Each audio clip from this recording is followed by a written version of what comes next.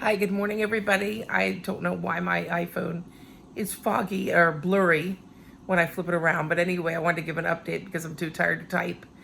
I am on day 2 after my surgery. I'm in a lot of pain. It's, of course, very different from leukemia where you don't have that kind of surgical pain. You're just, walking around suffering from other ways. But I am in a lot of pain from the stitches and the whole reconstruction of the surgery.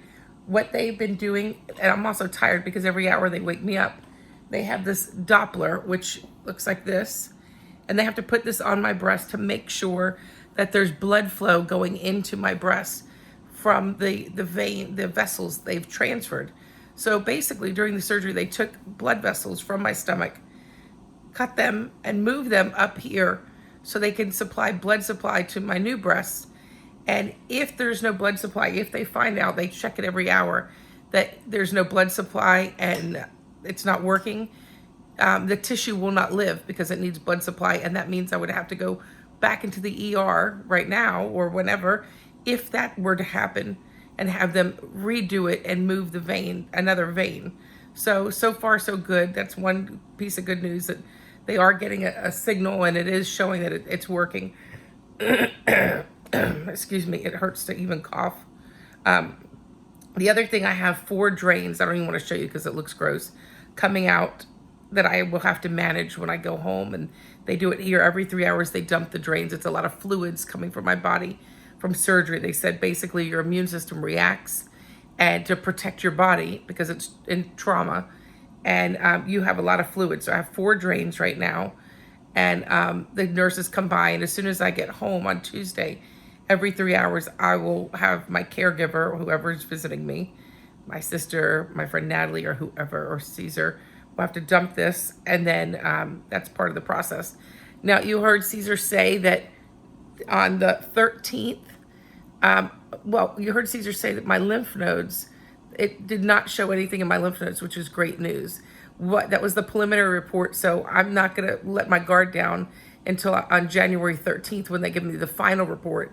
That will confirm for sure that it was not in my lymph nodes.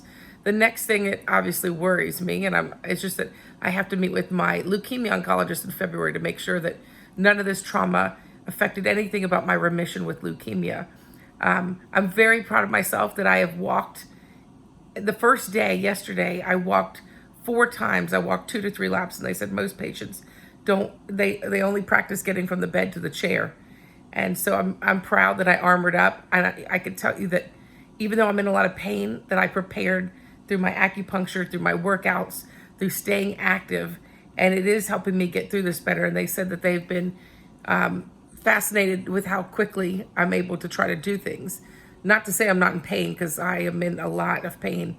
It's very hard, and it also is, I would say, embarrassing to have somebody have to wash you again and take care of you. And also, speaking of that, and I know this is every woman who's had this done, it is emotional when you take off the gown and you look and see what you look like, and you see the bruises and the scabs and the stitches, and you don't recognize yourself, and you go through some, emotional moments of loss.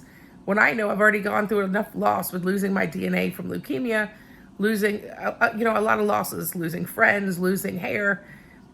So it has been very emotional for me, but I wanted to share all this with you because I just think it's educational, and it's fascinating that they stood in that surgery for 8 hours, and what they did, excuse me, getting rid of my breast, making new breast, and things like that. It's just, and how they stand still for 8 hours to make it happen. And now we're monitoring the blood flow and the new vessels they've put up there. So my sister and Caesar are getting ready to come here and visit, and then I'm going to get up and start walking. But they wake me up every hour, so I'm exhausted. Thank you for all the posts, the comments, the phone calls, the texts, everything. I could not do it without having so many amazing friends who care. And I promise you I'll always continue to pay it forward. This is, when I get out, this is my purpose, to help others so we can make this a better experience. They have not sent a social worker or a therapist to deal with the emotional side. That's psycho-oncology. It's an emerging field, and it should have been emerging a long time ago because this is emotional. Again, have a great day, and don't forget to armor up. I hope to be home Tuesday, and I'll do another update. Sorry for the foggy camera. Bye.